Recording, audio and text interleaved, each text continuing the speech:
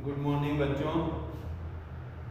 आज दौरान के रूप में आपके हिंदी में पाठ 2 भोला राम का जीव पढ़ाया जा रहा है। बेटा आपको ये एक हंसी मजाक वाली कहानी है।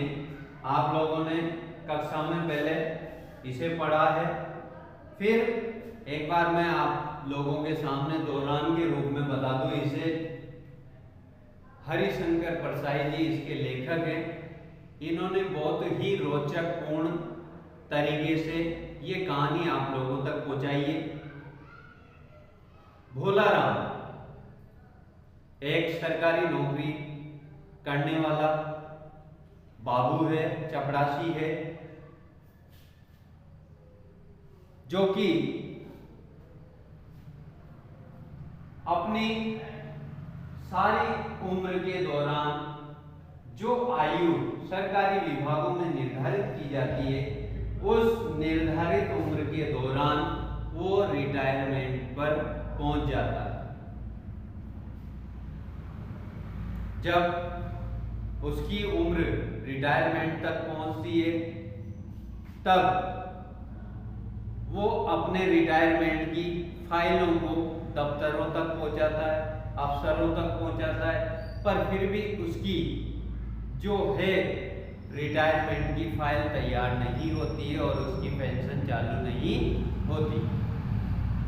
अब जब भोला राम अपने जीवन की अंतिम यात्रा पर होता है, तो उसका जीव जो है वो उसके शरीर को छोड़ करके उसकी पेंशन की फाइलों में जा चिपकता। अब जब यमदूत उसके जीव को लेने आते हैं, तो रास्ते में जब यमदूत उसे ले जा रहे होते हैं, तो वो उनके हाथ से निकल करके सीधा पेंशन की फाइलों के दफ्तर में जा करके उसकी फाइल में घुस जाता है। अब उधर स्वर्गलोक में चित्रगुप्त जी और धर्मराज जी बड़े परेशान कि भाई जो यमदूत हमने भेजा था वो यमदूत अभी तक लौट के नहीं आया, इतना समय कैसे लग रहा है। तो चित्रगुप्त जो है वो अपने लेखे जोखे को, अपनी फाइल को इधर उधर पन्नों को पलट करके धर्मराज जी से कहते हैं कि भाई एक जीव को लेने गया है वो, पर अभी तक नहीं लौटा, उसे काफी समय हो गया। उस जीव का नाम भोला राम बताया जाता है। अब इतने में धर्मराज की सभा में नारद जी का आगमन होता है। नारद जी अपनी वीणा बजाते हुए नारायण नारायण करते हुए उपस्थित होते हैं और धर्मराज को चिंतन मग्न होकर के देखते हैं कि धर्मराज भी इतने चिंता से ग्रसित क्यों हैं भाई, इसका क्या कारण है। तो धर्मराज जी, चित्रगुप्त जी दोनों मिलकर के बताते हैं कि नारद जी बड़ी समस्या हो गई है। मृत्यु लोक से एक जीव को लाना था, यमदूत उसे लेने भेजा, परंतु यमदूत भी गायब है और वो जीव भी गायब है। नारद जी कहते हैं चलो ठीक है, कोई बात नहीं, इस समस्या का निराकरण करने के लिए मैं स्वयं मृत्यु लोक में जाता हूँ, धरती पर जाता हूँ। तो नारद जी अपनी वीणा के साथ नारायण नारायण करते हुए मृत्यु लोक में आ जाते हैं। और जब वो उसके घर पहुंचते हैं, तो उसे नारद जी को पता चलता है कि भाई भोला राम जो है उसका परिवार बड़ी ही कठिन दौर से गुजर रहा है। भोला राम एक सरकारी कर्मचारी था, परंतु आज उसके घर का खर्चा चलाने के लिए उसके घर वालों के पास पैसा नहीं है। क्यों नहीं है? क्योंकि भोला राम की पेंशन अभी तक शुरू नहीं हुई। इस कारण से नारद जी सरकारी दफ्तर, पेंशन के दफ्तर में जाते हैं और पता करते हैं कि वास्तविकता का क्या कारण है। तो पता चलता है कि भाई भोला राम का जीव, भोला राम की पेंशन अभी तक इसलिए चालू नहीं हुई क्योंकि उसने उन पर वजन नहीं रखा। वजन का मतलब रिश्वत। भोला राम ने अपनी दरखास्तों पर, अपनी पेंशन की फाइलों पर कोई वजन नहीं रखा था, इसलिए अफसरों ने, बाबू लोगों ने उसकी पेंशन सेक्शन नहीं की, उसकी पेंशन नहीं बनाई। इस वजह से वो पेंशन की फाइल जैसी की जैसी पड़ी। अब अफसर लोगों से नारद जी मिलते हैं कि साहब आप भोला राम की पेंशन चालू कर दें, बेचारे उसके बीवी बच्चे बड़े कठिन दौर से गुजर रहे हैं। तो अफसर कहते हैं कि साहब मैं उसकी पेंशन तो चालू कर दूंगा, पर एक संकट है। कि भाई क्या संकट है? भोला राम ने जो कार्य नहीं किया वो भी आप नहीं कर रहे। कि भाई वो क्या कार्य है?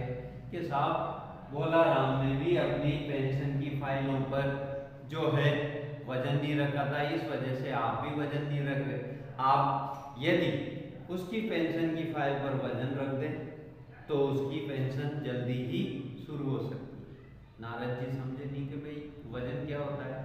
तो अफसर बोला कि आपके पास धन संपत्ति तो होगी नहीं, क्योंकि आप साधु सन्यासी हैं, आपके पास ये वीणा है, इसे आप भोला राम के जीव की फाइल, सॉरी भोला राम की पेंशन की फाइल पर रख दें, क्योंकि मेरी लड़की जो है वीणा बजाना, संगीत में बहुत रुचि है, वो इससे सीख लेगी। तो साहब उन्होंने, नारद जी ने जो है वीणा को रख दिया और अफसर ने एक कोने में वीणा को रखवा दिया। अब भोला राम के जीव की फाइल मंगवाई जाती है, भोला राम की पेंशन की फाइल मंगवाई जाती है। तो जैसे ही टेबल पर वो फाइल रखी जाती है, एकाएक नारद जी को पूछा जाता है कि आपने क्या नाम बताया? तो नारद जी जवाब देते कि भोला राम। तो इतने में फाइल से आवाज आती है कि भाई मुझे कौन पुकार रहा है? क्या डाकिया है क्या? मेरी पेंशन की दरखास्त लेकर के क्या मेरी पेंशन शुरू हो गई है क्या? इतने में नारद जी ने पूछा कि भाई तुम कौन हो? के साहब मैं भोला राम का जीव हूँ और मैं इन पेंशन की फाइलों में, इन दरखास्तों में अटका पड़ा हूँ, क्योंकि लोगों, इन अफसर लोगों ने मेरी पेंशन चालू नहीं की थी, इस कारण से मैं यही घुस गया, इन फाइलों के बीच में अटक गया। नारद जी जो है बड़ी मिन्नत करके भोला राम की पेंशन शुरू करवाते हैं और इस तरीके से भोला राम के जीव को वो स्वर्ग लोक की ओर अपने साथ ले जाते हैं और भोला राम जो पेंशन की फाइलों में उसका जीव अटका पड़ा था, वो पेंशन नारद जी के द्वारा रिश्वत रूपी वीणा को दे करके शुरू करवाई गई। इस तरीके से भोला राम का जीव स्वर्ग की ओर प्रस्थान करता है। तब जाकर के धर्मराज और चित्रगुप्त जी को तसल्ली होती है और उनको भोला राम का जीव प्राप्त होता है। नारद जी का धन्यवाद दिया जाता है।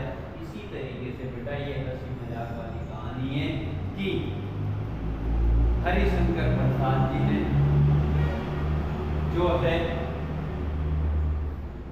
आज के युग में जो रिश्वतखोरी चल रही है सरकारी कार्यालयों में, उस पर टीका व्यंग्य और टीका प्रहार किया है कि हमारे सरकारी कार्यालयों में किस तरीके से रिश्वतखोरी का जाल फैला हुआ है। बिना रिश्वत के कोई भी काम नहीं होता। जिस तरीके से यहाँ बेचारा भोला राम जो है मरने के बाद भी उसकी पेंशन की फाइल नारद जी को रिश्वत के रूप में अपनी वीणा दे करके शुरू करवानी पड़ती। ठीक है बेटा, तो आप इस पाठ को अच्छे से पढ़ें, इसके बुक वर्क को अच्छे से करें, प्रश्न उत्तर को अच्छे से करें। ठीक है बेटा, थैंक यू, गुड डे।